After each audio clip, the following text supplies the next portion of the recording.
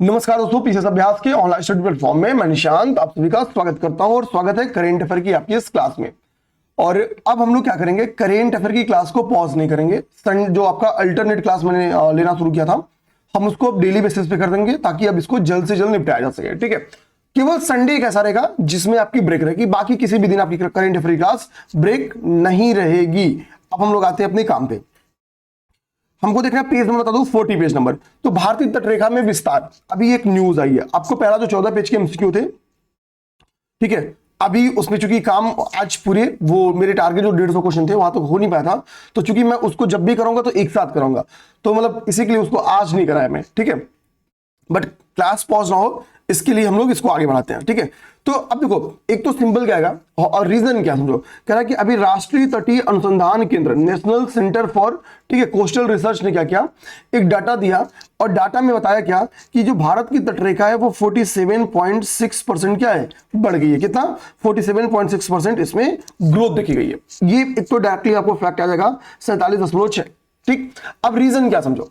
होता क्या कि हमने अब जब इस बार अपनी तटरेखा को स्टडी किया तो सैटेलाइट्स के थ्रू और भी जो नई तकनीक थे उनका यूज किया, और हमने इस बार अपनी तटरेखा को काउंट करने में क्या किया, जो हमारे बेस थे, जो हमारे सुरीस थे, जो प्रवेश द्वार हैं, या हम लोग कह सकते हैं बेसिकली जो भू आकृति विज्ञान की जितनी विशेषताएं हैं, चाहे वो खाड़ी हो, मुहाने हो, प्रवेश द्वार हो, उन सभी को हमने काउंट किया। पहले हम लोग क्या करते थे, एक सीधी लाइन में काउंट करते थे। जान लो, जैसे मान लो कि ऐसे पहले हमारा क्या था कि भाई ऐसे, तो हम इसको एक सीधी लाइन लेके चलते थे कि ये एक सीधी लाइन के तौर पर मानते थे।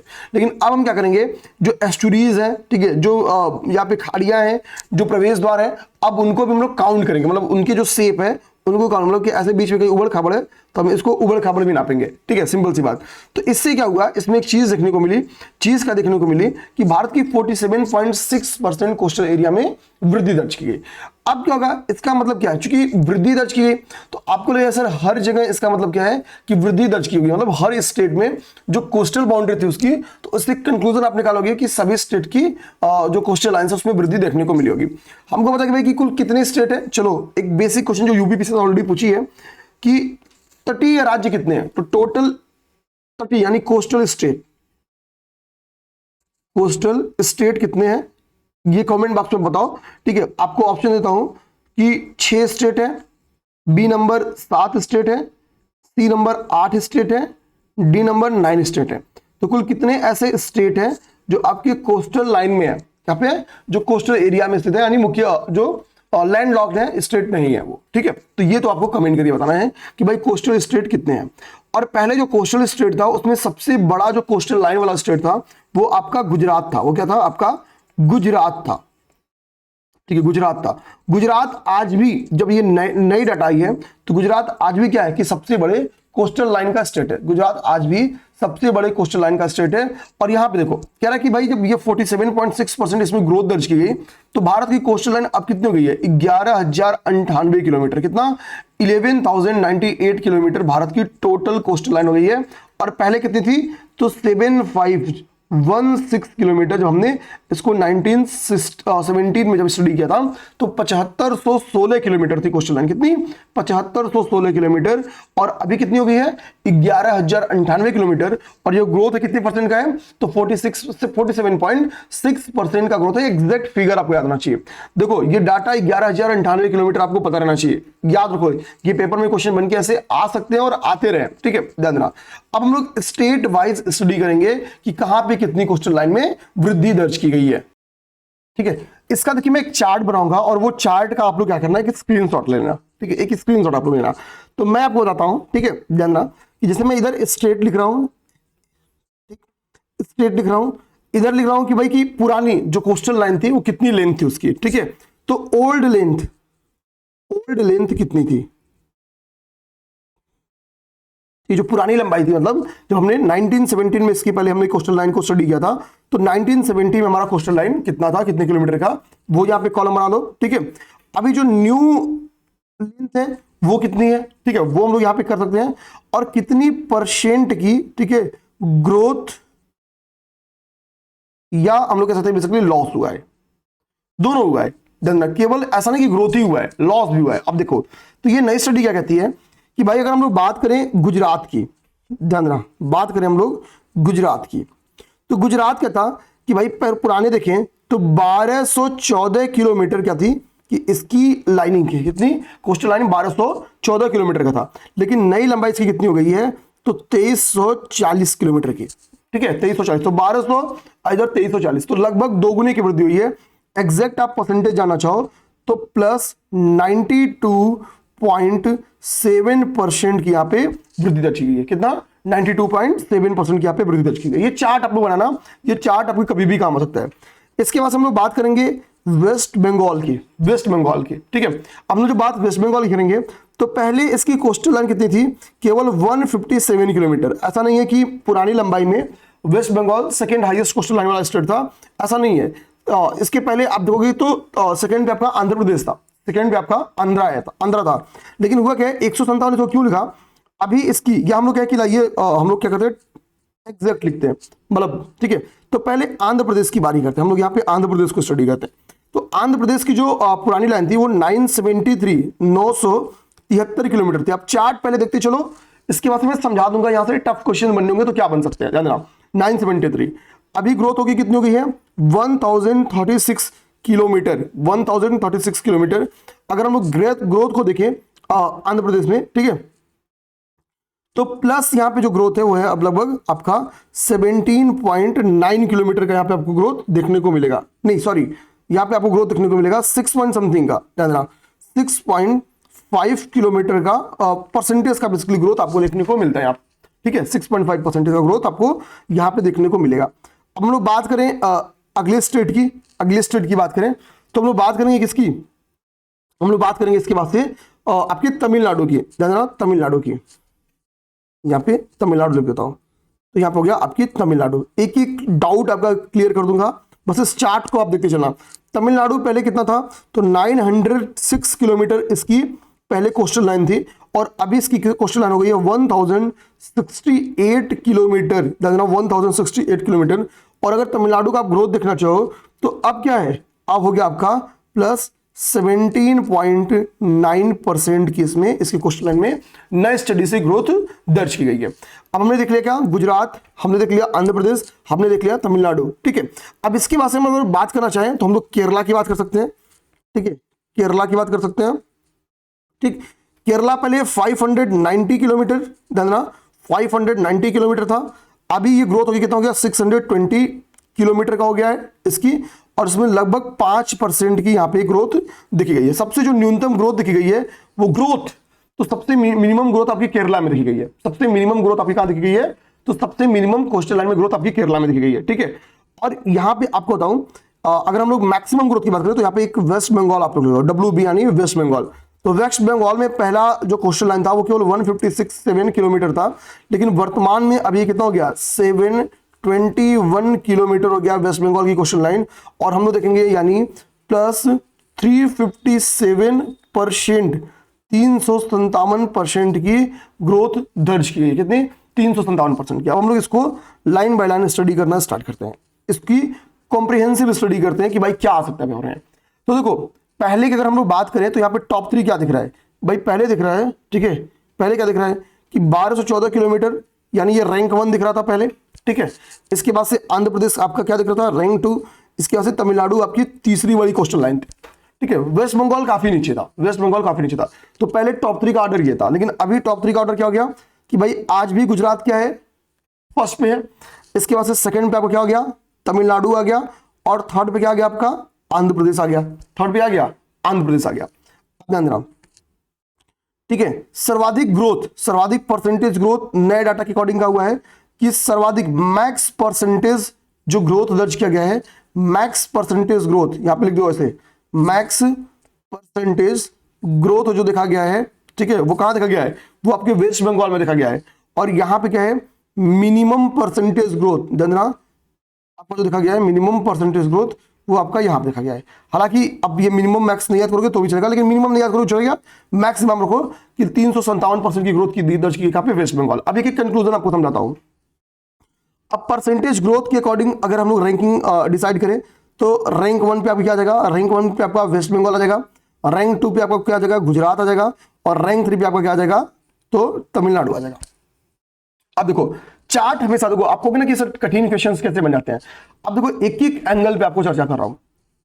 अब क्या करे आयोग, क्या करे, आपसे स्टेटमेंट में भारत की तटरेखा में विस्तार के ऊपर स्टेटमेंट दे दे कि वर्तमान में भारत में की जो नई स्टडी के अकॉर्डिंग जो टॉप 3 कोस्टल लाइन स्टेट है वो आपका क्या गया, गुजरात, सेकंड आंध्रा और थर्ड तमिलनाडु है। तो आपको पता चलेगा कि नहीं, गुजरात, आंध्र, तमिलनाडु पहले था, लेकिन अब तमिलनाडु और आंध्रा बदल गया है। ठीक है, अब मान लो इसके बाद से आपका अगला स्टेटमेंट दे दे कि परसेंटेज ग्रोथ के अकॉर्डिंग टॉप 3 स्टेट कौन से हैं।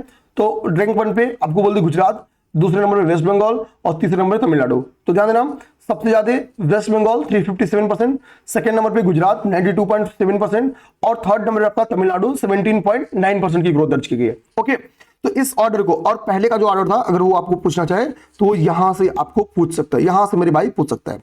अब आप बोलोगे कि सर आपने परसेंटेज ग्रोथ के साथ एक टर्म्स लिखा है, उस टर्म्स का नाम है परसेंटेज लॉस। तो भाई आप सर मुझे ये बताओ कि क्या परसेंटेज लॉस से आपका क्या मतलब था, क्या किसी स्टेट में कोस्टल एरियाज में कमी भी दर्ज की गई है, कोस्टल लाइन में कमी भी, लेंथ में कमी भी दर्ज की गई है। तो आंसर आएगा यस। आंसर क्या आएगा, आंसर आएगा यस। और उस स्टेट का नाम है पुडुचेरी। अच्छा, पुडुचेरी बताओ स्टेट है या यूटी है, चलो पहले तो यही बताओ कि ये स्टेट है या यूटी है। जो स्टेट यूटी है तो हमको पता कि टोटल 28 स्टेट है हमारे पास, और हमारे पास कुछ 8 यूटी हैं। ठीक है, दादर नागर हवेली और दमन दीव को मिक्स करके हमने एक यूटी बना दी है।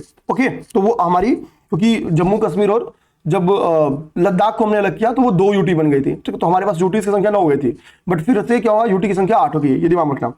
तो पुडुचेरी में क्या है, पुडुचेरी में कमी दर्ज की गई है। ध्यान, पुडुचेरी में जैसे पहले क्या था कि 47 किलोमीटर इसका कोस्टल लाइन था, बट अभी वर्तमान का डाटा क्या हो गया है, तो वर्तमान का डाटा क्या है कि यहाँ पे जो कोस्टल लाइन है वो 42.1 किलोमीटर हो गया, यानी इसमें लॉस हुआ है कितना, तो -10.4% का यहाँ पे इसके कोस्टल लाइन में लॉस हुआ है। तो यहाँ पे हम लोग इसे लिख रहे हैं कि इसमें क्या हो गया है, लॉस हुआ है। ठीक है, इसमें लॉस हुआ है, तो हमारे लिए इजी था इस चीज को तैयार करना।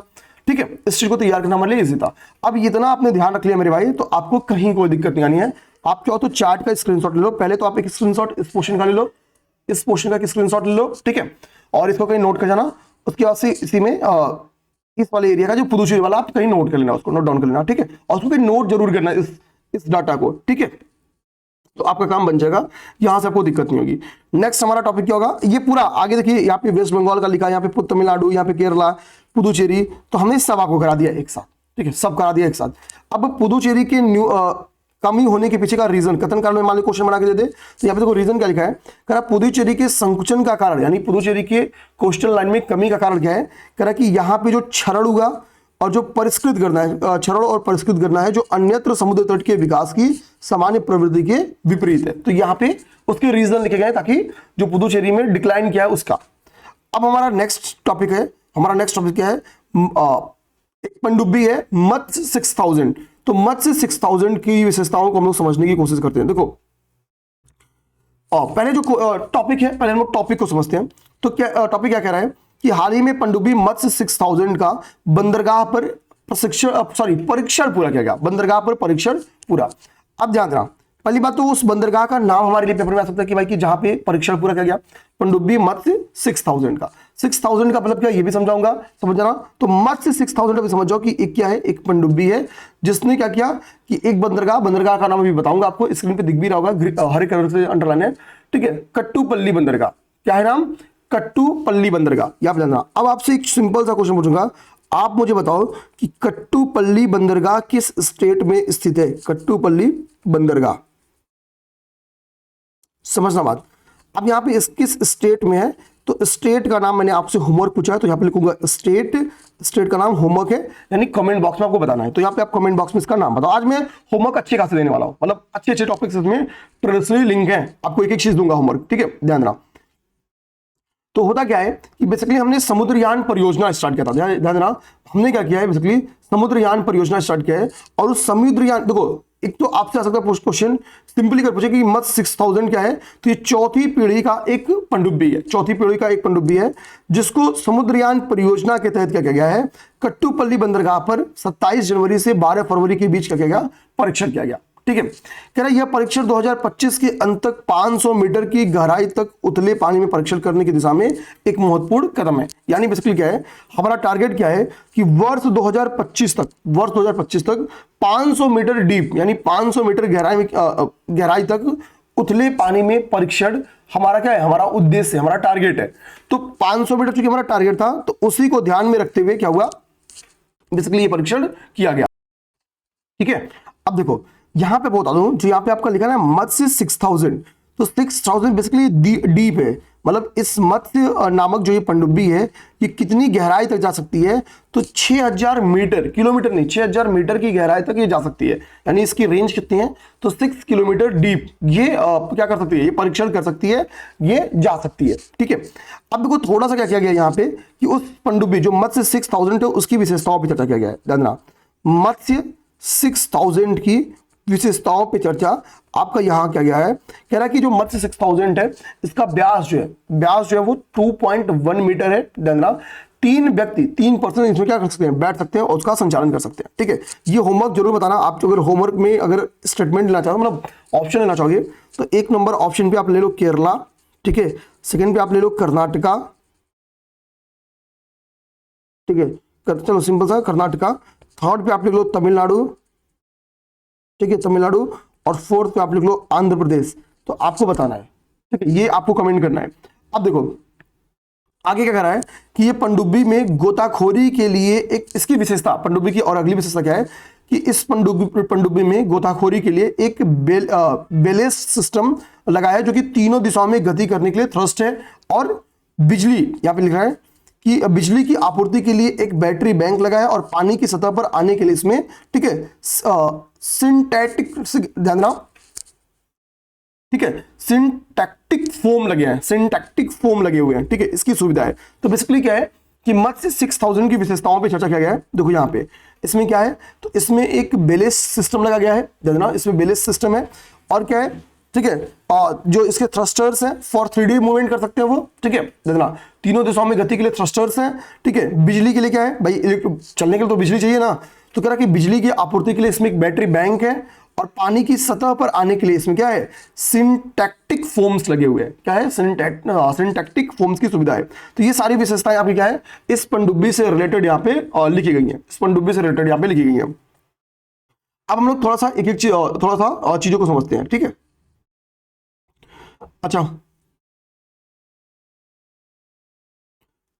इसके बाद हमारा हमारा क्या है, अब हमारा नेक्स्ट टॉपिक आएगा, वो हमारा नेक्स्ट टॉपिक क्या है, यहां पे देखो लिखा है कि भारत में बाल विवाह, समय पूर्व बच्चे पैदा करने की जो दर है उसमें एक कमी आई है। अब हमने क्या है कि हिस्ट्री अभी हमने आपको पढ़ा है, तो हिस्ट्री में हमने क्या है, बहुत सारे हम लोग एक्ट्स पढ़ते हैं, जैसे ब्रह्म मैरिज एक्ट पढ़ते हैं, ठीक है। तो विभिन्न एक्ट्स के तहत क्या किया गया है, जब सामाजिक धार्मिक सुधार आंदोलन आप पढ़ते हो, ये मैंने पढ़ाया ना मास्टर क्लास में, जानना। अच्छा, जो भी लोग आ रहे हो भाई मास्टर क्लास से जरूर जुड़ो। देखो तो मास्टर क्लास में मैंने आपको क्या पढ़ाया, सामाजिक धार्मिक सुधार आंदोलन पढ़ाया। तो हमने पढ़ा कि विभिन्न जो संगठन थे उन्होंने क्या किया, बाल विवाह के अगेंस्ट काफी एफर्ट किया, ठीक है। उसमें केशव चंद्र सेन वाली जो घटना है, तो केशव चंद्र सेन की भूमिका बाल विवाह के को लाने में, बाल विवाह के अगेंस्ट अधिनियम लाने में सबसे बड़ी भूमिका थी। बट केशव चंद्र सेन ने ही क्या किया कि अपनी पुत्री का विवाह कूच विहार के राजा के साथ कर दिया, जो कि अधेड़ उम्र के थे, माना जाता है कि अधेड़ उम्र के थे, और इनकी बेटी अल्पवयस्क थी, लगभग 10 या 12 साल उसकी उम्र बताई जाती है। तो यानी आप खुद ही एफर्ट करो बाल विवाह की समाप्ति के लिए, और खुद ही अपनी बेटी की शादी क्या किए, कुछ बिहार के राजा के साथ कर दिए, ठीक है। तो ये घटना भी सुनने में आती है जो निगेटिव इंपैक्ट है सामाजिक धार्मिक सुधार आंदोलन पे। तो मैं होमवर्क यहाँ पे बहुत प्यारा सा देने वाला हूँ, ध्यान देना। इस होमवर्क को देखो, जो होमवर्क मेरा नहीं करेगा वो बहुत पछताएगा। पेपर में क्वेश्चन आपको लगेगा कि सर वही आया जो आपने बताया, बट देखो बाकी क्लासेस में तो सब रीडिंग करेंगे, हम जानबूझ के इन चीजों को होमवर्क दे रहे हैं। जितनी चीजें आज होमवर्क में, बहुत होमवर्क आज देने वाला हूं मैं, देना। तो आपको पहला होमवर्क क्या है कि जितने भी चाइल्ड मैरिज एक्ट आए हैं, देखना, CHILD, चाइल्ड मैरिज एक्ट आए हैं, आपको उन सभी चाइल्ड मैरिज एक्ट के बारे में किस ईयर में आए, ईयर तैयार करना है, और उसमें प्रावधान क्या था, मतलब लड़कियों की शादी का कितनी उम्र डिसाइड की गई, उनके बारे में बताना है आपको, ठीक है। ये एक कमेंट तैयार करो, ये कमेंट आप लोग तैयार करना ही करना है आप लोग को, ये दिमाग में रखो। तो चाइल्ड मैरिज एक्ट पे ये मॉडर्न हिस्ट्री में आपको समझने वाला टॉपिक अगर जाना चाहते हो तो सामाजिक धार्मिक सुधार आंदोलन में पहली बार आपको ब्रह्म मैरिज एक्ट के नाम से समझने में आता है, ठीक है। इसके बाद से समय के साथ कई सारे एक्ट्स आते रहे हैं जिन पे आपको काम करते रहना है, ठीक है, करना है, करते रहना नहीं है, ठीक है। तो बाल विवाह के ऊपर ये तो एक हो गया मेरा स्टेटमेंट जो आपको होमवर्क देना गया।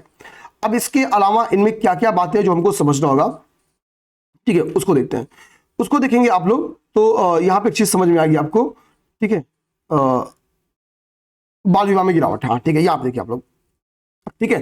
तो कह रहा है कि अब भारत के साथ ऐसे कुछ और भी कंट्रीज हैं जिन्होंने अच्छी भूमिका निभाई है, लेकिन आप देखोगे कह रहा है कि यहाँ पे कि ये जो स्टडी है वो 2 यूनिवर्सिटीज की मिलीजुली स्टडी है। 106 देशों का इन्होंने अध्ययन किया है और जो उनका सैंपल था वो बहुत बड़ा था, लगभग 12 लाख का इन्होंने सैंपल कलेक्ट किया, मतलब स्टडी करने के लिए चाइल्ड मैरिज को। तो वोलो और मैकमास्टर यूनिवर्सिटी के द्वारा ये बेसिकली स्टडी किया गया, इसके शोधकर्ताओं के द्वारा, इसके रिसर्चर्स के द्वारा। जो वोलो यूनिवर्सिटी है, कल को पेपर में आ सकता है कि इसका संबंध कहां से है, तो वोलो यूनिवर्सिटी का संबंध आपकी इथियोपिया से है और मैकमास्टर यूनिवर्सिटी का संबंध आपके कनाडा से। मैकमास्टर यूनिवर्सिटी का संबंध कहां से, कनाडा से है, ठीक है। तो मैकमास्टर यूनिवर्सिटी का संबंध आपके कनाडा से है। इन दोनों यूनिवर्सिटीज की मदद से क्या हुआ, आपकी बेसिकली लाया गया ये एक जो ये रिपोर्ट जारी की गई, ठीक है। करा कि नेचुरल साइंटिफिक रिपोर्ट, ये सोर्स है, इसी में ये डाटा छपा हुआ था, ठीक है। नेचुरल साइंटिफिक रिपोर्ट में ये साचा डाटा छपा हुआ था, जो किसका रिसर्च है, जो कि इथियोपिया की वोलो यूनिवर्सिटी और कनाडा के मैकमास्टर यूनिवर्सिटी का एक रिपोर्ट है। अब क्या कह रहा है, तो कह रहा है कि हम लोग भारत की बात करें तो भारत में अभी 8.38% लड़कियों की शादी 18 साल से कम उम्र में कर दी जा रही है, ठीक है। 3.62% किशोरियां ऐसी हैं जो 19 साल की कम उम्र में मां बन जा रही हैं, ठीक है। तो ये रिपोर्ट स्टडी क्या करती है, पहली बात यही स्टडी करती है कि भाई कितनी लड़कियों की किसी देश में कितनी परसेंट, एक सैंपल सर्वे लेके, ठीक है, कि कितनी परसेंट लड़कियों की शादी बिफोर 18 कर दी जा रही है, 18 साल से कम उम्र में की जा रही है। सेकंड इसमें सर्वे ये लिया गया कि भाई उनमें से ऐसी कौन सी बच्चियां हैं जो मां बन जा रही हैं 19 साल के पहले वो मां बन जा रही है। तो माता अगर परिपक्व नहीं रहेगी तो सिंपल सी बात है कि बच्चे भी क्या होंगे, कुपोषित हो जाएंगे या विभिन्न बीमारियों के शिकार बन जाएंगे, ठीक है। तो ये एक क्या होगा, ये एक हेल्थ थ्रेट भी है, एक सामाजिक बुराई तो ही है, एक हेल्थ थ्रेट भी है। अब देखो, तो चाइल्ड मैरिज का डाटा ये याद करना आप लोग, भारत में कितना है, 8.38% ऐसी लड़कियां हैं जिनकी शादी क्या हो रही है, बिफोर 18 हो जा रही है। ध्यान देना, बिफोर 18 हो जा रही है, इसको हमको जीरो करना है, किसी भी कीमत पे इसको जीरो करना है, ठीक है। बिफोर 18 हो जा रही है, कितनी, इतनी परसेंट लड़कियों की शादी बिफोर 18 ईयर हो जा रही है, बिफोर 18 ईयर हो जा रही है। आगे बात समझें, और कह रहा है कि 19 साल से कम उम्र में जो माता बन जा रही हैं, तो 3.62% किशोरियां, 3.62% किशोरियां क्या है कि ये 19 साल से कम उम्र में, देखना, बिफोर 19 ईयर, बिफोर 19 ईयर, ठीक है, ऐसे 19 ईयर माइनस कर देता है, ठीक है, माता बन जा रही है। तो ये डाटा हमारे लिए, क्योंकि हमारे भारत का है तो हमारे लिए इंपॉर्टेंट है। अब कभी भी हमको अगर भारत का सोशल चैलेंज दिखाना होगा तो आप चाइल्ड मैरिज को दिखाओ, और चाइल्ड मैरिज बता दो कि हाल ही में आई नेचुरल साइंटिफिक रिपोर्ट के अकॉर्डिंग ये डाटा है, मींस में भी आपके काम आ सकता है, ध्यान रखना, ठीक है। अब कह रहा है कि देखो एक निगेटिव इंपैक्ट, इसका निगेटिव इंपैक्ट क्या पड़ा है भारत पे, तो भारत में इसका निगेटिव इंपैक्ट तो भाई ठीक है, हेल्थ सेक्टर में ही है। कह रहा है एजुकेशन में इसका निगेटिव इंपैक्ट ये पड़ा कि भाई जब 18 साल से कम उम्र की लड़की क्या होगी, शादी हो जाएगी, तो लगभग वो लड़कियां क्या होंगी जिनकी शादी हो जाएगी, बहुत कम चांस है कि वो लड़कियां क्या हो कि मुख्य धारा की शिक्षा में फिर से वापस आ पाए, यानी वो स्कूली शिक्षा से बाहर हो जाएंगे। तो ऐसा पाया भी गया है कि 5.70% लड़कियां स्कूल से जो बाहर हैं वो यही लड़कियां जो चाइल्ड मैरिज कर दी गई हैं। तो इतनी यही डाटा बताता है कि 5.70% लड़कियां क्या है, स्कूल से बाहर है। अब देखो आगे कह रहा है कि भाई सर्वाधिक बाल विवाह कहां पे होता है, सर्वाधिक बाल विवाह का यहाँ पे डाटा दिया गया है कि भाई वो कौन सा स्टेट है जहां पे सर्वाधिक बाल विवाह इस वक्त हो रहा है, उनकी बात कर रहा है। तो कह रहा है कि हम लोग बात करें बांग्लादेश की, ध्यान देना, अगर हम लोग बात करें बांग्लादेश की, बांग्लादेश की, ठीक है, तो बांग्लादेश, इसके से हम लोग बात करें सेंट्रल अफ्रीका की, सेंट्रल अफ्रीका की, इसके से हम लोग बात करें किसकी, माली की। तो ये वो कंट्रीज हैं जहां पे चाइल्ड मैरिज सर्वाधिक होते हैं, यहाँ पे ये वो कंट्रीज हैं जहां पे चाइल्ड मैरिज सर्वाधिक होते हैं। जैसे हम लोग बांग्लादेश की बात करें तो 55.55%, ध्यान देना, परसेंट लड़कियों की शादी क्या है यहाँ पे बिफोर 18 हो जा रही है। अगर हम लोग सेंट्रल अफ्रीका की बात करें तो 49%, लगभग 49% लड़कियों की शादी क्या हो रही है कि 18 पहले हो जा रही है। माली की हम लोग बात करें तो लगभग 39% लड़कियों की शादी क्या है, बिफोर 18 हो जा रही है। तो बांग्लादेश, अब देखो बांग्लादेश में तो और भी दिक्कतें अब बढ़ गई है भाई, बांग्लादेश में तो दिक्कतें और भी है, इनकी हालत तो मतलब ये, अब ये बद से बदतर होती जा रही है। ठीक है, ध्यान देना। अब हम लोग बात करेंगे ट्यूनीशिया की। देखो अगर हम लोग चाइल्ड मैरिज देखें तो सबसे कम अगर कहीं चाइल्ड मैरिज हो रहा है तो वो है ट्यूनीशिया में। यहाँ केवल कितना 0.46%, ध्यान देना 0.46% क्या है, चाइल्ड मैरिज हो रहा है। कितना 0.46%। ठीक है, अब हम लोग बात करेंगे भारत के साथ। कह रहा है कि ठीक है, भारत की स्थिति देखो यहाँ पे है, भारत की स्थिति यहाँ पे है। ठीक है, और बाकी पाकिस्तान की हालत देख लो 13.62%। ठीक है, जो लड़कियां हैं यहाँ पे चाइल्ड मैरिज हो रहा है। ठीक है, कितना 13.62% लड़कियों की चाइल्ड मैरिज हो रही है। अब देखो कुछ चीज आपको समझो, हमने आधुनिक भारत में बहुत सारे सुधार किए बाल विवाह को रोकने के लिए। जैसे अगर आपको पता होगा, ये वैल्यू एडिशन करवा रहा हूं, ध्यान देना। वैल्यू एक तो आपने मैंने होमवर्क पूछ ही दिया है। ठीक है, वैल्यू एडिशन करा रहा हूं तो वैल्यू एडिशन दिमाग में रखना, ध्यान देना। एक हमको पता है कि बाल विवाह निषेध अधिनियम लाया गया था 2006 में, ध्यान देना। बाल विवाह निषेध अधिनियम, prohibition of child marriage act, child marriage act 2006 में था, 2006 में आया था। तो ये हमारे लिए इंपॉर्टेंट है। फिर हमने भाई पास्को लेके आए, पास्को लेके आए। ठीक है, अच्छा यहां पे इसी एक्ट से हमने क्या किया था, 18 ईयर 21 ईयर का जो कॉन्सेप्ट है वो इसी से हमने डिसाइड किया था। ठीक है, पास्को एक्ट कब हम लोग लेके आए, जानना। तो ये हम लोग लेके आते हैं 2012 में, 2012 में हमारे द्वारा लेके आया गया, ताकि जो बाल यौन अपराध थे उसमें कमी लाई जा सके। ठीक है, उसमें कमी लाई जा सके। ठीक है, जानना। इसके साथ साथ हमने और भी काम किया, जानना। जैसे एक प्रोग्राम हमने स्टार्ट किया था, वो था राष्ट्रीय किशोरी स्वास्थ्य कार्यक्रम, PKSK, राष्ट्रीय किशोरी स्वास्थ्य कार्यक्रम। ये basically ministry of health and family welfare का था, जानना, यानी परिवार कल्याण मंत्रालय की एक पहल थी। इस 2014 में ये पहल लाई गई थी। और इस पहल कहती क्या थी कि स्वास्थ्य मंत्रालय के द्वारा की गई इस पहल में बात थी कि किशोरियों के पोषण, उनके प्रजनन स्वास्थ्य और बेसिकली जो मानसिक स्वास्थ्य है उसका बेहतर ध्यान रखना, इसका उद्देश्य था। ठीक है, तो राष्ट्रीय किशोरी स्वास्थ्य मिशन लाया गया, ध्यान देना, वो 2014 में लेके आया गया। एक चीज ध्यान देना, राष्ट्रीय किशोरी स्वास्थ्य मिशन, राष्ट्रीय किशोरी, ठीक है, स्वास्थ्य मिशन या स्वास्थ्य कार्यक्रम लोग कह सकते हैं, स्वास्थ्य कार्यक्रम PKSK लाया गया कब, 2014 में। तो ये कुछ और इंपॉर्टेंट पहल है जिसको आप लोग को दिमाग में रखना होगा, दिमाग में रखना होगा। ठीक है, अब हमारी बात है आगे हम लोग देखेंगे। आगे हमने ये इसमें देख लिया, क्या इसमें हमारा बाल विवाह हो गया। अब बाल विवाह के बाद से एक तो ये इंपॉर्टेंट बात यहाँ पे लिखी है, फैक्ट पेपर में आ सकते हैं, कि पार्लियामेंट में, संसद में, ध्यान देना, जब लोग संसद की बात करते हैं तो इसमें क्या आता है, लोकसभा और राज्यसभा। अब बताओ क्या इसके साथ प्रेसिडेंट शामिल होते हैं, क्या प्रेसिडेंट शामिल होते हैं? ठीक है, क्या संसद के अभिन्न अंग, मतलब संसद का मतलब क्या होता है, प्रेसिडेंट प्लस लोकसभा या राज्यसभा, या केवल लोकसभा और राज्यसभा? ठीक है, सेकंड बताओ कि वो कौन सी आर्टिकल है, वो कौन सा आर्टिकल है जो ये कहता है कि लोकसभा, ठीक है, और सॉरी जो कार्यपालिका है वो लोकसभा के प्रति क्या होगी, उत्तरदायी होगी।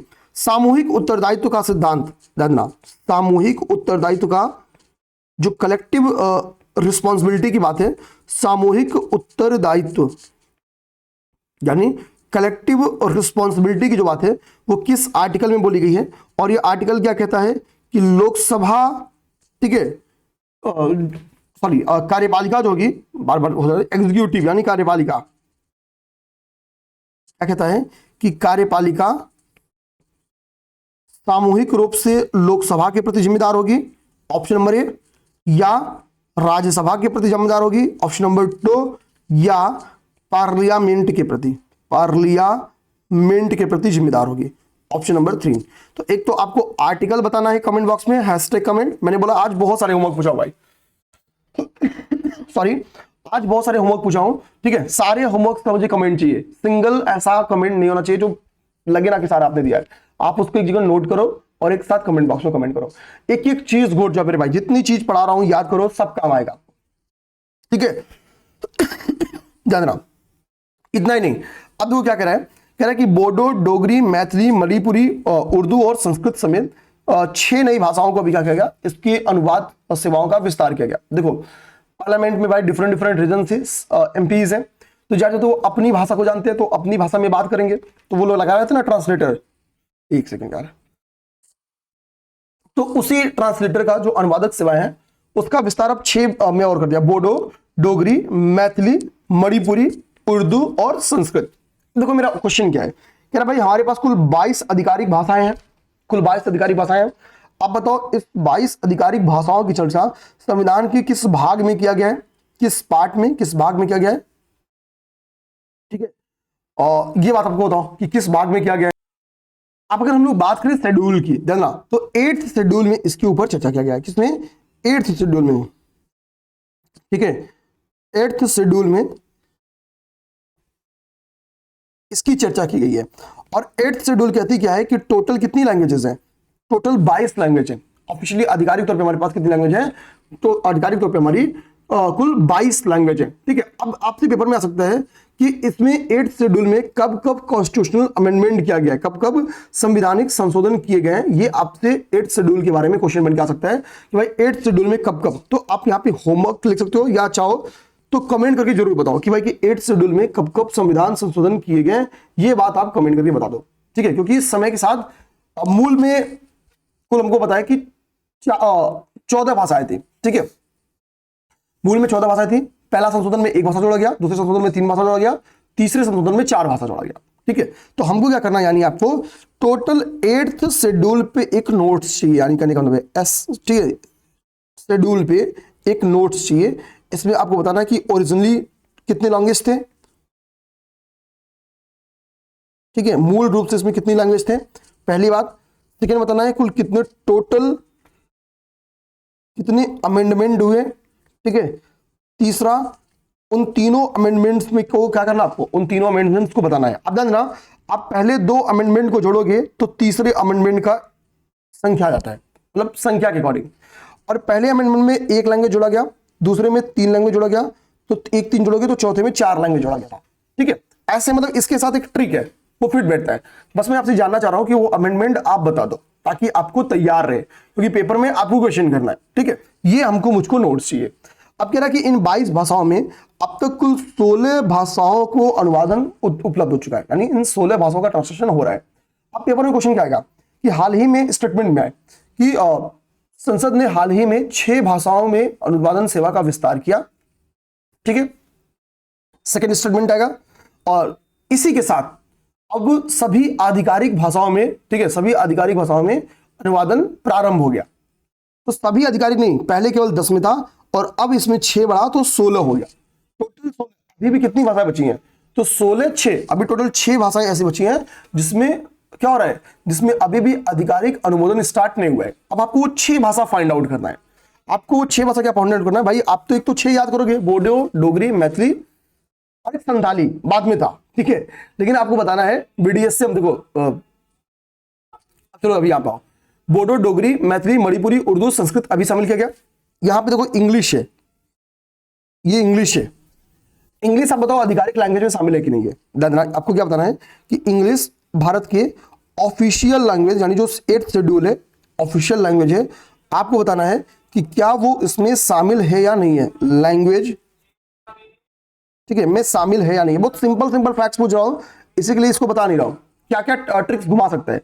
अब देखो भाई कुल 10 भाषाएं हैं, 10 भाषाएं हैं और 6 को अभी जोड़ा गया तो 10 6 16 हो गई, 10 6 16 हो गई। तो कह रहा है कि संसद में अब 16 भाषाओं में अनुवादन उपलब्ध हो गया है, ठीक है, जिसमें 22 आधिकारिक भाषाओं को शामिल करने का लक्ष्य है। समझ बात। तो वो कौन सी ऐसी आधिकारिक भाषा है जिसका अनुवादन आज भी नहीं हो रहा है, उन भाषाओं का नाम आपको पता रहना चाहिए। बहुत एक्स्ट्रा काम करना चाहते हो तो ये कर सकते हो। और जब आप 8th शेड्यूल गूगल भी करोगे तो वो भाषा आपको आ जाएगी, ठीक है, और इजिली आप उसको लिख सकते हो, इसलिए इसको आप समझ सकते हो। अभी अगर डायरेक्टली पेपर में क्वेश्चन आएगा तो डायरेक्टली क्वेश्चन बन के आएगा, केवल ये बन के आएगा और कुछ नहीं, केवल ये क्वेश्चन बन के आएगा, ठीक है ना। ठीक है, अब नेक्स्ट टॉपिक हमारा क्या है, नेक्स्ट टॉपिक हमारा है भारत में शिशु मृत्यु दर में 70% की कमी। देखना एकदम स्मूथली धीरे धीरे चल रहा हूं, डेली क्लासेस पे काम करूंगा, इस बात को निश्चिंत रहना। एक एक चीज हटवाना मेरा उद्देश्य है, इसके अनुसार मैं काम कर रहा हूं। मैं उम्मीद करूंगा मेरे दोस्त, मेरे भाई मेरा दिया गया होमवर्क जरूर कर रहे होंगे और ये जरूर करना है, ठीक है, ध्यान रखना। अब देखो करा कि भारत में शिशु मृत्यु दर में 70% की कमी दर्ज की गई। एक तो डायरेक्टली हेडिंग आ सकता है, लेकिन होता तो रिपोर्ट का नाम पूछ ले कि वो कौन सी रिपोर्ट है जो ये कहती है कि इसमें क्या हुआ, 70% की क्या हुआ बेसिकली कमी दर्ज की गई। तो कह रहा है भारत ने दुनिया भर भारत ने शिशु मृत्यु दर को 70% रिड्यूस किया। संयुक्त राष्ट्र की मार्च 2025 में जारी एक रिपोर्ट में ये बात कही गई है। तो यूनाइटेड नेशन की एक रिपोर्ट है, यूनाइटेड नेशन ने अपनी एक रिपोर्ट, उस रिपोर्ट का नाम है inter agency group for child mortality estimation report, ठीक है, inter agency group for child mortality, ठीक है, एस्टिमेशन रिपोर्ट। अब मान लो आप मेंस में क्या हो कि अपीयर हो रहे हो और आपको चाइल्ड मतलब मॉर्टेलिटी पे एक फैक्ट देना है, तो आप यहाँ पे हाल ही में जारी यूनाइटेड नेशन की एक रिपोर्ट के अनुसार ऐसे भी लिख सकते हो, ठीक है, वगैरह वगैरह। अब जो ये रिड्यूस हुआ है ना, ये भारत का हेल्थ सेक्टर में सुधार दिखा रहा है, ठीक है, कि भारत ने हेल्थ सेक्टर में, ठीक है, हेल्थ सेक्टर में क्या अचीवमेंट हासिल किया है उसके बारे में यहाँ पे बता रहा है कि भाई इसको समझो। कह रहा है कि इसके पीछे का जो मेन रीजन है, तो गवर्नमेंट की कई सारी पॉलिसीज हैं। जैसे गवर्नमेंट ने क्या किया, आयुष्मान भारत योजना लेके आई। भारत सरकार ने क्या किया कि भारत सरकार ने आयुष्मान भारत योजना लेके आई और इन योजनाओं का इंपैक्ट आपको देखने को मिलता है। 2000 हमको पता कि 2018 में ये योजना आई थी। आयुष्मान भारत योजना कब आई थी, 2018 में ये योजना आई थी और 5 लाख रुपीज तक का हेल्थ इंश्योरेंस कह रहा था पर फैमिली, पर फैमिली। इससे क्या हुआ कि भाई अब जो मेजर इलाज है वो क्या हुआ, वो सुनिश्चित होगा। प्राइवेट में भी अब गरीब परिवार के लोग भी जाके अपना जो स्वास्थ्य समस्या है उसको समाधान निकाल रहे हैं। ऑपरेशन तक लोग करवा रहे हैं, छोटे बड़े ऑपरेशन इससे हो जा रहे हैं। तो इससे क्या हुआ बेसिकली देखा गया कि हेल्थ सेक्टर में अभूतपूर्व सुधार होता है। आपको तो भाई चाइल्ड मोर्टेलिटी में 70% की कमी आ रही है। इसके पीछे का रीजन क्या है, बेसिकली आयुष्मान भारत योजना को माना जा रहा है। आयुष्मान भारत कार्ड बनता भी था, ठीक है, जानना। तो कह रहा कि अच्छा, इसके बाद से बोल रहा है कि यूएन ने रिपोर्ट में कहा कि 2000 के बाद भारत में 5 वर्ष से कम उम्र के बच्चों की मौत का आंकड़ा 70% और नवजात बच्चों की मौत के आंकड़े में कितनी % की कमी आई है, 61% की कमी आई है। तो यानी यूएन क्या कह रहा है, यूएन कह रहा है कि भाई कि 5 वर्ष से जो कम उम्र के बच्चे हैं, जानना यहाँ पे कहीं लिखा हूं मैं, यहाँ पे देखो इंग्लिश में यहाँ पे लिख रहा हूं, ठीक है। तो ये यूनाइटेड नेशन अपने इसी रिपोर्ट में क्या कह रही है, कह रही है कि 70% डिक्लाइन हुआ है अंडर 5 ईयर वाली जो मोर्टालिटी है। तो 5 वर्ष से कम उम्र वाले बच्चों की जो मृत्यु हुई है उसमें 70% डिक्लाइन हुआ है, वो 70% डिक्लाइन हुआ है। और जो नवजात बच्चों का डिक्लाइन हुआ है वो क्या है, वो 61% डिक्लाइन हुआ है। नवजात बच्चों की मृत्यु में 61% डिक्लाइन दर्ज किया गया। ये भी आपके लिए इंपॉर्टेंट फैक्ट्स बन सकता है, ये भी आपके लिए इंपॉर्टेंट फैक्ट्स बन सकता है। इसके पीछे बहुत सारे राज है, स्टेट गवर्नमेंट के भी बहुत सारे एफर्ट्स हैं, ठीक है, ध्यान रखना। अब आपको गवर्नमेंट हॉस्पिटल में NICU, SNCU देखने मिल जाएंगे, जो स्वास्थ्य सुविधाएं हैं वो देखने मिलेंगे, एम्बुलेंस, रोग जो जांच, जन्मजात जो रोग जांच सुविधाएं हैं वो देखने को मिल जाती हैं। इनका इंपैक्ट देखने को मिला है, इनका इंपैक्ट बहुत ज्यादा देखने को मिला है, ठीक है। तो यहाँ आप देखो आयुष्मान भारत के तहत देखो यहाँ पे कह रहा है $5500, मैंने जो 5 लाख रुपए था मैं उसकी बात करते हूँ सीधा यहाँ पे, ठीक है। कह रहा है कि अगर हम लोग रिपोर्ट की बात करें तो भारत की जैसे ही कुछ और देश है जिसने प्रगति हासिल की। भारत के साथ नेपाल, सेनेगल और घाना का भी उल्लेख किया गया है कि भारत के साथ इन देशों ने भी क्या हुआ, जो शिशु मृत्यु दर है उसमें काफी कमी दर्ज की गई, ठीक है। शिशु मृत्यु दर में इनके द्वारा भी काफी कमी दर्ज की गई है, ठीक है। यानी जो इन्फेंट मोर्टालिटी रेट है उसमें कमी क्या है कि नेपाल, सेनेगल और घाना ने भी दर्ज की है। अब आपको होमवर्क क्या दूंगा मैं आपको, नेपाल के भी एक और भी कैपिटल बनी है, ठीक है। तो नेपाल के 2 कैपिटल्स हो गए, तो नेपाल, ठीक है, सेनेगल और घाना, इन तीनों की कैपिटल बताओ। चलो पेपर में हम सबको पता है एक कैपिटल के ऊपर क्वेश्चन बन जाता है, तो इनकी आपको क्या बताना है मेरे भाई, इनकी आपकी कैपिटल बतानी है। एक एक होमवर्क नोट कर जाओ, जो बताएगा वो बहुत अच्छी बात है, ठीक है। आप चाहो तो नोट्स बना के उसका PDF बना लेना, PDF बना के टेलीग्राम चैनल जो फैमिली ग्रुप हमारा ना वहां पे शेयर कर दो, ठीक है। तो मैं आपको बता भी दूंगा कि कल की क्लास में कि इन लोगों ने शेयर किया, 3-4 लोग जो शुरू करेंगे वो बता भी दूंगा मैं, ठीक है। अच्छा, ठीक है, यहां पे जो भारत का टीकाकरण कार्यक्रम है, देखो मिशन इंद्रधनुष के तहत हम क्या कर रहे हैं कि बेसिकली टीकाकरण सुविधाओं को बढ़ावा दे रहे हैं मिशन इंद्रधनुष के तहत, ठीक है। 2014 में हमको बताया कि मिशन इंद्रधनुष लॉन्च किया गया था। तो होमवर्क एक आप लोग ले लो, मिशन इंद्रधनुष के तहत किन किन बीमारियों को टारगेट किया गया है, टीकाकरण के लिए बेसिकली क्या है, जो आपका मिशन इंद्रधनुष है, ठीक है, तो ये एक टीकाकरण कार्यक्रम है। इंद्रधनुष क्या है, एक टीकाकरण कार्यक्रम है। तो इसमें किन किन बीमारियों को टारगेट किया गया है, ठीक है, 2014 में। अब चलो एक डाटा बताओ कि कब ये योजना आई, मिशन इंद्रधनुष, कौन कौन सी बीमारियों का टीकाकरण इसमें कवरेज है।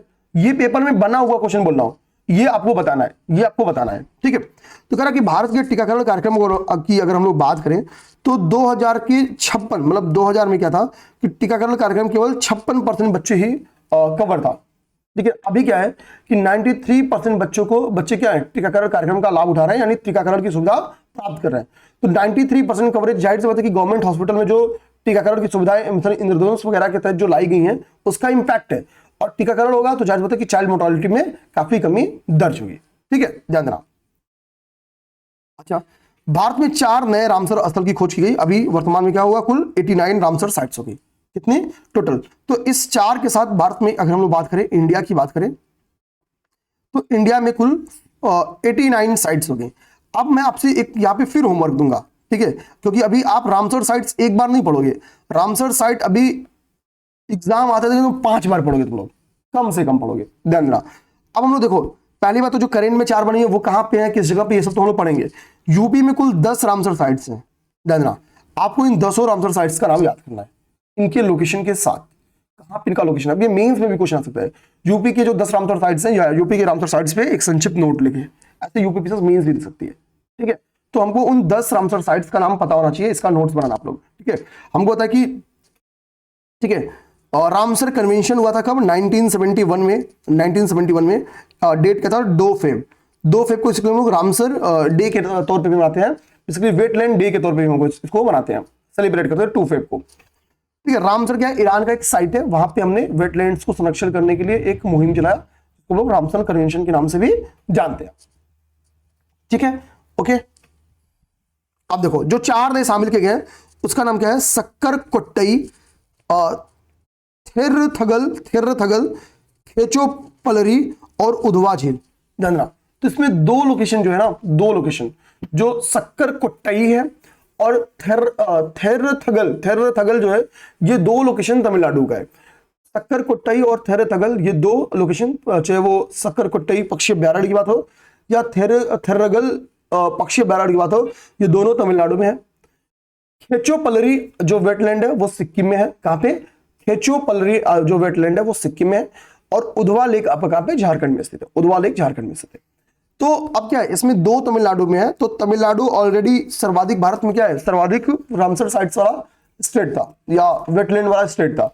अभी क्या हुआ है कि भारत तमिलनाडु में फिर से 2 बढ़ गया, तो तमिलनाडु अब क्या है, तमिलनाडु में टोटल रामसर साइट कितनी हो गई, 20 हो गई, 20 हो गई। तो सर्वाधिक रामसर साइट वाला स्टेट कौन है, अभी भी आपका तमिलनाडु ही है, ठीक है। और Bharat total Ramsar sites Bharat में कितनी है, 89 है। अगर हम लोग तुलना करें तो भारत की कितनी रैंक है, 3rd रैंक है रामसर साइट्स के मामले में, अकॉर्डिंग टू संख्या, ठीक है, नंबर, भारत की रैंक कितनी है, 3rd रैंक है, भारत की 3rd रैंक है, ठीक है। यहां से हमारा 43 मिनट की क्लास खत्म हुई। अब हम लोग देखो यहां से हमारा इंटरनेशनल रिलेशन स्टार्ट हो जा रहा है। इंटरनेशनल रिलेशन, चूंकि अब 20 मिनट बचा था क्लास, तो इंटरनेशनल रिलेशन पढ़ाने का कोई मतलब 20 मिनट का कुछ नहीं निकलता। तो मैंने क्या सोचा, क्यों ना एक छोटा सा टॉपिक क्या करें, आपको जाए पेज नंबर 102 पे जाओगे तो संक्षिप्त किया लिखा है, तो उसमें पहला टॉपिक आपका है क्या, महत्वपूर्ण व्यक्ति। तो हम लोग क्या करें, महत्वपूर्ण व्यक्ति वाले फैक्ट को समाप्त कर दें, यानी महत्वपूर्ण व्यक्ति वाला जो टॉपिक है उसको समझ के खत्म कर दें। ये देखो यहाँ पे, ठीक है। तो हम लोग आप निकालना पेज नंबर 102 पे आपका एक टॉपिक है, वो है महत्वपूर्ण व्यक्ति। यहां से पेपर में 1-2 क्वेश्चन बन के आते रहे हैं, ठीक है। तो हमको यहाँ पे गलती नहीं करनी चाहिए, हम यहाँ पे अपने आप को क्या करेंगे, तैयार करेंगे, ठीक। अब हम लोग देखते हैं इस टॉपिक को, ठीक है, इस टॉपिक को हम लोग देखते हैं। आज यहाँ पे देखो कुछ चर्चित जो लोकेशंस हैं, इन साइट्स को देखते हैं, और इसके बाद हम लोग क्या करेंगे, जो महत्वपूर्ण व्यक्ति हैं उनको देखेंगे। तो ये दोनों टॉपिक्स हम लोग क्या करेंगे, बढ़िया से खत्म करेंगे, इन दोनों ही टॉपिक्स को बढ़िया से खत्म करेंगे, ठीक है। आइए, ठीक है। सबसे पहले अगर हम लोकेशन को देखें तो देखो यहाँ पे एक लोकेशन क्या लिखा है, मिताथला और टिग्राना। मिताथला और टिग्राना ये क्या है, आप मास्टर क्लास पढ़े होगे तो मैंने आपको हड़प्पन साइट्स पढ़ाए हैं। पहली यही क्लास क्या होगी, हड़प्पन सिविलाइजेशन या हड़प्पा सभ्यता या सिंधु घाटी सभ्यता थी, ठीक है। हड़प्पन या सिंध घाटी सभ्यता थी। ठीक है, तो भारत हमको पता है कि भाई विभिन्न सभ्यताओं के जन्म के लिए जाना जाता है। ठीक है, इसको हम सिंधु घाटी सभ्यता भी कहते हैं। सिंधु घाटी साइट्स में आपका बहुत सारे साइट्स हैं, कुछ भारत में है, कुछ वर्तमान के पाकिस्तान में भी है। जैसे सिंध रिवर, बेसिकली देखो हड़प्पन सभ्यता को हम लोग, चूंकि पहली खुदाई हड़प्पा में हुई थी, ठीक है, इसके लिए इसको हम लोग हड़प्पन साइट्स के नाम जानते हैं। सिंध रिवर के किनारे स्थित है तो सिंधु सभ्यता के नाम से जानते हैं। चूंकि एग्जैक्ट जो सारे साइट्स की स्टडी करोगे तो ये आपकी सप्त सिंधु प्रदेश या हम लोग कह सकते हैं में स्थित है, तो इसको सप्त सिंधु सभ्यता के नाम से भी हम लोग अगर बोले तो कोई बड़ी बात नहीं होगी। ठीक है, अब देखो, या अगर एग्जैक्ट लोकेशन तो सिंध और सरस्वती नदी के किनारे, तो सिंध सरस्वती सभ्यता भी इसको बोला जाता है। ध्यान रखना, हड़प्पा साइट्स भाई मैंने इन डिटेल पढ़ाया है, तो मास्टर क्लास वालों से बोलूंगा कि एक बार रिवीजन जरूर करना। साइट्स से क्वेश्चन आ सकता है, ठीक है, साइट्स से क्वेश्चन आपको बन के आ सकता है, तो हम लोग दिमाग में रखेंगे। क्यों पेन नहीं चल रही भाई, पेन नहीं चलेगी तो फिर दिक्कत हो जाएगा। अच्छा, पिन चार्ज नहीं था 1%, ठीक है, कोई नहीं, तो तब तक बात कर लेते हैं भाई। और आज आपने ऑपरेशन सिंदूर देखा, ठीक है, और हमेशा एक चीज समझना होगा, कभी भी मुद्दा नेशन का तो हमको अपने सारे के सारे हितों को दूसरे पॉकेट में रखना चाहिए और हमारे लिए केवल सिंगल इंटरेस्ट बनना चाहिए, वो है नेशन। ध्यान देना मेरे भाई, आप जब मॉडर्न हिस्ट्री पढ़ाया हूंगा आपको, तो आपको समझ में आएगा कि कितने बलिदान के बाद से इस नेशन नामक टर्म्स को खड़ा किया गया। गांधी जी से जब गोपाल कृष्ण गोखले जी बोलते हैं कि आप भारत की यात्रा करो, ठीक है, कैसे, खुले कान और बंद मुंह के साथ। तो गांधी जी जब खुले कान और बंद मुंह के साथ भारत की यात्रा करते हैं तो इंटरनल चैलेंज को समझते हैं। तो इतने एफर्ट के बाद, मतलब उस समझो इतने एफर्ट के बाद आफ्टर 1857 हमने नेशन वर्ड ढूंढा, और जिस नेशन वर्ड को ढूंढा, अगर हम लोग अपने छद्म हितों में या केवल पॉपुलैरिटी के चक्कर में कुछ भी स्टेटमेंट दें, कुछ भी अनैतिक कृत्य करें, तो वो सही नहीं है। अभी जो ड्यूरेशन है वो वॉर टाइम है, ठीक है, देखते हैं कि सामने वाले का क्या प्रतिक्रिया रहता है, क्योंकि हमारा वाले तो तैयार है भाई, ठीक है, हाँ, हम जैसा होगा वैसा जवाब देंगे। तो हम इसके लिए जाने जाते हैं, हमने जवाब दिया है पिछले 3 युद्धों में, हम फिर से दे लेंगे। लेकिन जो भी डिसीजंस आए, आपको केवल ऑथेंटिक न्यूज फॉलो करना है।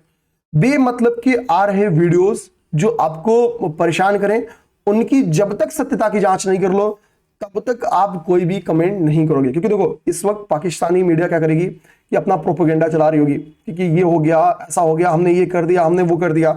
आप उनसे पहले तो घबराना नहीं, क्योंकि उनकी औकात नहीं है, ठीक है। तो हम वही मानेंगे जो हमारी आर्मी या हमारी एडमिनिस्ट्रेशन सिस्टम को बताएगी, और हर उस चीज को अक्षर से फॉलो करो जिस बात को एडमिनिस्ट्रेशन बताए, मॉक ड्रिलिंग बताए, जो भी चीजें बताए, हमको एक एक चीज की पालन करनी होती है। क्योंकि ताकि एडवर्स कंडीशन है तो हमको गवर्नमेंट की तरफ मुंह देखना ना पड़े, हम अपना सुरक्षा स्वयं कर ले, बाकी उनसे हमारी रक्षा सेना कर लेगी, ठीक है, ध्यान रखना। तो ये छोटी सी बात थी जिसको बताना समझना हमारे लिए जरूरी था, हमने समझ लिया, ठीक है। अब हमारी पेन भी 2-3% चार्ज हो गई, ठीक है। तो जय हिंद के साथ अब आते हैं हम लोग अपने हड़प्पन सिविलाइजेशन को समझो। अब देखो हुआ क्या है, तो हड़प्पा सभ्यता का विस्तार हमको पता है हरियाणा में भी है, ईस्ट वेस्ट नॉर्थ साउथ विस्तार पेपर में क्वेश्चन बन के आता भी है। तो हड़प्पा हरियाणा में 2 लोकेशन थे, मिताथला और टिगराना, ये हड़प्पन साइट्स है, ठीक है। यूपी में कौन कौन से हड़प्पन साइट्स है, चलो होमवर्क लिख लो, चलो बताओ। आज इतना होमवर्क दूंगा ना आप लोग का दिमाग खराब हो जाएगा। होमवर्क लिखो भाई, मास्टर क्लास वाले आपको हड़प्पा की नोट्स फिर से पढ़ लेना है, और बाकी लोग होमवर्क क्या लिखो, जानना सब लोग होमवर्क ये करना है, कमेंट बॉक्स में बताओ तो बहुत अच्छी। यूपी के आपको, ठीक है, साइट्स बतानी है, जो हड़प्पन साइट्स है यूपी के, उनको बताना है भाई। ऐसा नहीं कि एक बता के छोड़ दोगे, साइट्स मैंने लिखा, साइट नहीं लिखा है, ठीक है, तो ये बताना है। आते हैं, इन्होंने क्या बोला कि मिताथला और टिगराना को अभी गवर्नमेंट ने क्या किया, संरक्षित यानी प्रोटेक्टिव, ठीक है, प्रोटेक्टेड आर्कियोलॉजिकल साइट घोषित किया है और स्मारक घोषित किया है। तो संरक्षित और पुरातात्विक स्थल और स्मारक घोषित किया है, ताकि क्या हो कि इन स्थलों की सुरक्षा क्या हो, इनका जो संरक्षण है उसको बढ़ावा दे सके। तो मिताथला और टिगराना हड़प्पन साइट कहां पे स्थित है, तो हरियाणा में स्थित है, हरियाणा में स्थित है। इसके बाद से एक लेक यहाँ पे है जिसका नाम है आना सागर झील। तो जो आना सागर झील है ये हमारे लिए काफी इंपॉर्टेंस रखती है। अब हम लोग समझेंगे कि ये आना सागर झील पहली बात, किस स्टेट में उल्लिखित है या किस स्टेट में है, इस बात को समझते हैं। इसको समझने के पहले जो हमको समझना है, क्योंकि वो स्क्रीन पे दिख रहा है, आप लोग समझ जाओगे, ये आपका राजस्थान में स्थित है। कहां पे? राजस्थान में। तो आना सागर झील आपका राजस्थान में स्थित है। इस झील की विशेषता क्या है मेरे भाई, इस चीज को ध्यान रखना। तो ये एक क्या है, ये कृत्रिम झील है। ये क्या है? ये कृत्रिम झील है, यानी आदमी के द्वारा बनाई गई झील है। ठीक है, ये कृत्रिम झील है। ठीक है,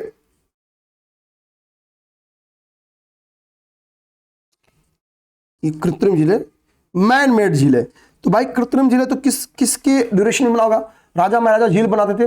तो पृथ्वीराज चौहान, जिनको हम लोग पृथ्वीराज तृतीय के नाम से भी जानते हैं, ठीक है, चौहान डायनेस्टी मैंने आपको पढ़ाई है, चौहान डायनेस्टी मैंने हिस्ट्री में पढ़ाई, आप लोग एक बार जाके चौहान डायनेस्टी को खत्म करना। ठीक है, अब आते हैं।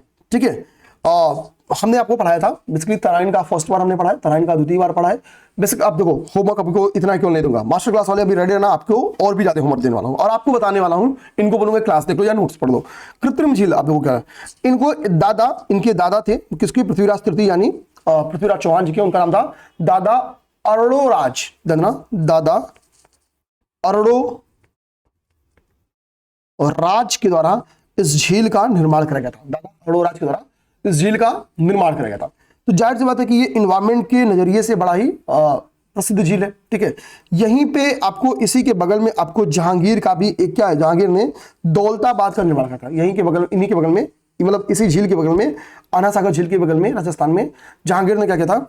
दौलताबाद नामक एक नगर का निर्माण करवाया था। ठीक है, ये भी चीज दिमाग में रखना हम लोग। तो हुआ क्या भाई, चूंकि ये लेक है तो जाहिर सी बात है लेक है, यानी पर्यावरण के नजरिए से बड़ा ही महत्वपूर्ण साइट है। तो यहां पे क्या किया गया, एक इलीगल डेवलपमेंट किया गया। वो डेवलपमेंट क्या था? तो यहां पे देखो लिखा होगा seven wonders park. Seven wonders park को लेके क्या हुआ, बेसिकली डिस्प्यूट हो गया था। तो सेवन वंडर्स पार्क को लेके जो डिस्प्यूट हुआ था उसको समझो आप लोग कि इसमें क्या था, ये बोला गया इस अवैध निर्माण को क्या कर रहा है कि सेवन वंडर्स पार्क को 6 महीने के अंदर सुप्रीम कोर्ट ने बोला कि इसको ध्वस्त कर देना। ठीक है, इसी कृत्रिम लेक के पास क्या है, सेवन वंडर्स पार्क है, और सुप्रीम कोर्ट ने बोला क्या है कि सेवन वंडर्स पार्क को क्या करना है, इसको डिस्ट्रॉय कर देना है, इसको समाप्त कर देना है, सेवन वंडर्स पार्क को। तो ये आप हो गया सेवन वंडर्स पार्क। थोड़ा सा पेन अप चार्ज करना पड़ेगा तो क्लास ब्रेक हो जाएगी, तो ब्रेक नहीं करते हैं। ठीक है ना, ध्यान रखना। अब आगे हम लोग देखेंगे, आगे आपका है फोर्ट विलियम। फोर्ट विलियम भी हिस्ट्री में पढ़ा है। अब देखो आपको यहाँ पे होमवर्क क्या है मेरे भाई, जहांगीर का नाम है। ठीक है, जहांगीर हमको पता है शाहजहां का लड़का था। शाहजहां के ड्यूरेशन में खुसरो, खुर्रम, महावत खां, इन सभी ने विरोध किया था। सही बोला या गलत बताना? खुसरो, खुर्रम और महावत खां, इन सभी ने विरोध किया था। तो आप बताओ इनमें से कौन सा जहांगीर था, इनमें कौन जहांगीर था? ठीक है, एक तो ये बताओ। जहांगीर के यहाँ पे स्ट्रक्चर दौलताबाद का निर्माण करा, ये बताया गया है। तो जहांगीर की और भी स्ट्रक्चर्स, वास्तुकला जो इसके द्वारा निर्माण कराया गया, एक तो उनका नाम बताओ। ठीक है, ध्यान। ठीक है, ध्यान इस चीज को, जहांगीर के ड्यूरेशन को हम लोग पेंटिंग के गोल्डन टाइम पीरियड के रूप में जानते हैं। और शाहजहां का जो काल था, समझना बात को, शाहजहां का जो काल था उसको हम लोग वास्तुकला का स्वर्ण युग के नाम से जानते हैं। ठीक है, इसके पहले लगता है मैंने कुछ गलत बोल दिया क्या? ठीक है, जब मैंने ठीक है, मैंने आपसे बोला कि जहांगीर वाला, मुझे लगता है कि मुझे जो मैं शाहजहां वाला की ड्यूरेशन का जो विद्रोह था वो आपसे मैंने पूछ दिया जहांगीर में। ये शायद मेरे से गलती हो गई है। ठीक है, अभी जस्ट मैंने जो आपको होमवर्क बोला मुझे जस्ट याद आ रहा है। ठीक है, तो वहां थोड़ी सी गलती हो गई। ठीक है, तो क्योंकि मुझे पूछना चाहिए था, देखो क्योंकि अकबर का लड़का क्या है, जहांगीर है। ठीक है, समझना बात को। ठीक है, तो ये थोड़ी सी चूक हो गई थी, तो माफ करना। तो जहांगीर के ड्यूरेशन में क्या होता, विरोध हुआ था, और जो खुसरम खुर्रम महाबत खां वाला कॉन्सेप्ट बताया तो वो उसके आगे था, मतलब वो शाहजहां के ड्यूरेशन वो हाल था। ठीक है, बाकी शाहजहां के ड्यूरेशन में हमको पता है विरोध हुआ था, उत्तराधिकार की लड़ाई वो दारा सिकोह और औरंगजेब के ड्यूरेशन में चला था। तो वो यानी क्या ना, और जहांगीर के बाद से उत्तराधिकार की लड़ाई चल रही है, जहांगीर के बच्चे क्या होंगे, अपने में भिड़ जाएंगे। 3-4 विरोध होता है जहांगीर के ड्यूरेशन में। ठीक है, जहांगीर के ड्यूरेशन में 3-4 विरोध होता है। अब सही हूं मैं, यहाँ पे मैं सही हूं। अब इसको घौच मौच हो गया, उसको कंप्लीट करते हैं। देखो अकबर का लड़का जहांगीर था, इसमें कोई दो राय नहीं है, और जहांगीर का लड़का शाहजहां था। और जहांगीर के ड्यूरेशन में 3 लोगों ने विद्रोह किया था, खुसरो, खुर्रम और महाबत खां शायद। ठीक है, इन तीनों विरोध किया था। तो मुझे ये पूछना था कि उनमें से कौन शाहजहां था, उनमें से कौन शाहजहां था, तो मैंने ये पूछ लिया। फिर शाहजहां के ड्यूरेशन में उसके बच्चों की लड़ाई हुई है उत्तराधिकारी का, क्योंकि फिर औरंगजेब आएगा। तो आपको यहीं से यानी जहांगीर की बात से क्या होता है कि जो उत्तराधिकार की लड़ाई है वो स्टार्ट हो जाती है। तो आपको उत्तराधिकार की लड़ाई समझाना है मुझे, ध्यान देना, आपको उत्तराधिकार की लड़ाई तैयार करना है, यानी बेसिकली जहांगीर और शाहजहां तैयार करना है। मैंने मास्टर क्लास में इन डिटेल कराया, उसको ध्यान देना आप लोग। तो मिक्स कर गया था, थोड़ा सा डाउट में आ गया था मैं, कोई दिक्कत की बात नहीं है। फिर फोर्ट विलियम भी मैंने आपसे बताया था, जब मैंने आपको बताया कि ईस्ट इंडिया कंपनी का कैसे विस्तार हो रहा है, ठीक है, एक एक चीज मैंने आपको यहाँ पे समझाया था। तो कह रहा कि वही फोर्ट विलियम जो कि कोलकाता में था, ठीक है, कोलकाता में पता था आपको 3 गांवों को मिला के बनाया गया था। उन तीनों गांव का चाहो तो नाम बताओ, जापचा और नाग का वो स्टेट ने बनाया था, ठीक है। हालांकि अभी कलकत्ता हाईकोर्ट ने इस बात को दरकिनार कर दिया कि जापचा और नाग ने क्या किया था कि इसकी नींव रखी थी, मतलब कलकत्ता की नींव रखी, इस बात को दरकिनार कर दिया गया। और अभी फोर्ट विलियम का फिर से नया नामकरण हुआ है विजय दुर्ग के रूप में, ठीक है। 1963 से ही सेना का जो ईस्टर्न कमांड है उसका मुख्यालय आपका फोर्ट विलियम था, ठीक है, फोर्ट विलियम था। फोर्ट विलियम के बारे में इन डिटेल मैंने अपनी मास्टर क्लास में बताई है, ध्यान। असम के, अब देखो डिब्रूगढ़ को as a capital Assam government क्या करने जा रही है, डेवलप करने जा रही है, ठीक है, ध्यान देना, ठीक है। डिब्रूगढ़ को एज अ कैपिटल क्या करने जा रही है, असम गवर्नमेंट डेवलप करेगी। 2027 तक राज्य की दूसरी राजधानी जो होगी आप उसकी डिब्रूगढ़, यानी असम की राजधानी क्या बन जाएगी, 2027 तक डिब्रूगढ़ बन जाएगी। और चूंकि राजधानी जब डिब्रूगढ़ बन जाएगी तो जो विधान भवन होना चाहिए वो कहां होना चाहिए, डिब्रूगढ़ में। तो यहाँ के मुख्यमंत्री का नाम है हेमंत विश्व शर्मा जी। उन्होंने बोला कि हम जनवरी 2026 से क्या करेंगे, विधान भवन के निर्माण पे काम स्टार्ट कर देंगे, ठीक है। डिब्रूगढ़ ब्रिटिश गवर्नमेंट से आपको बहुत फेमस दिखाई पड़ेगा, चाय का उत्पादन यहाँ पे बहुत ज्यादा होता है, कोयला, तेल, इन सभी का केंद्र रहा है डिब्रूगढ़, ठीक है। और कह रहा है जो नॉर्थ और जो मिडल असम है उस वहां में एक लोकेशन है तेजपुर, तो उस तेजपुर नामक लोकेशन पे क्या किया जाएगा, एक राजभवन का निर्माण किया जाएगा और इसे असम की सांस्कृतिक राजधानी के रूप में तेजपुर को डेवलप किया जाएगा, ठीक है, ध्यान रखना। अब यहाँ पे एक रिवर का नाम, ओडिशा की एक रिवर का नाम है ऋषिकुल्या बीच। देखो ऑलिव रिडले जो कछुए है ना, बहुत अपनी, अच्छा चलो ऑलिव रिडले कछुए की आयुसीन स्टेटस बताओ मुझे, ठीक है, गूगल करके बताना। पेन मेरी अभी चलो मैं चार्ज में लगा ले रहा हूं इसको भाई, क्यों थोड़ी देर के लिए परेशान करो आपको, ठीक है। तो ऑलिव रिडले कछुआ जानना, वो हमको होता है कि आपको बेसिकली ओडिशा में सर्वाधिक पाए जाते हैं, ठीक है, सर्वाधिक पाए जाते हैं। तो ऑलिव रिडले कछुए का मैंने आपसे आयुसीन स्टेटस ऑलरेडी आपसे पूछ दिया, ये आपको कमेंट करके बताना है, ठीक है। तो उड़ीसा में एक लोकल रिवर है, उड़ीसा की स्थानीय रिवर है, उसका नाम है ऋषिकुल्या नदी। तो जो स्थानीय रिवर से इनका नाम पेपर में आता है, तो ऋषिकुल्या नदी हमको याद रखना होगा कि यहाँ पे है, तो ये उड़ीसा की है। तो अभी यहाँ पे क्या है, एक रहस्यमय घटना ये देखने को मिली, रहस्यमय का ये ईयरली घटना होती है, क्योंकि ये कुल्या नदी क्या है, बेसिकली ऑलिव रिडले कछुओं का प्रजनन केंद्र है, क्योंकि सी से बहुत दूरी पे ये स्थित नहीं है, लगभग 4 किलोमीटर की दूरी पे ये इसका मुहाना स्थित है। तो यहीं पे क्या है कि लगभग 7 लाख ऑलिव रिडले कछुओं के अंडे पाए गए, कितने, 7 लाख अंडे पाए गए हैं, ठीक है, ध्यान रखना, 7 लाख अंडे पाए गए ऑलिव रिडले कछुए की। तो इसके लिए आ गया है कह रहा कि कछुओं के प्रजनन, मतलब ये जो 7 लाख अंडे आपको देखने को मिले हैं, इस प्रजनन प्रक्रिया को अरीबाडा के नाम से जानते हैं, अरीबाडा के नाम से जानते हैं। आप देखो गीजा की पिरामिड में देखो टेक्नोलॉजी कितनी अच्छी हो चुकी है, टेक्नोलॉजीज की इंपॉर्टेंस आपको दिखाता हूं। तो पिरामिड के नीचे इन्होंने डिसाइड किया कि भाई एक शहर है, अभी गीजा में कुछ के जो साइंटिस्ट थे, वैज्ञानिकों ने बोला कि गीजा पिरामिड के नीचे एक हमको रहस्यमयी दुनिया देखने को मिले, जैसे मान लो फॉर एग्जांपल हड़प्पा।